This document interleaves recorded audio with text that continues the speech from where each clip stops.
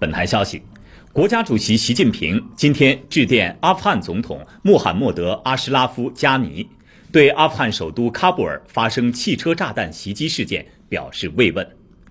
习近平在慰问电中表示，今夕喀布尔发生严重汽车炸弹袭击事件，造成重大人员伤亡。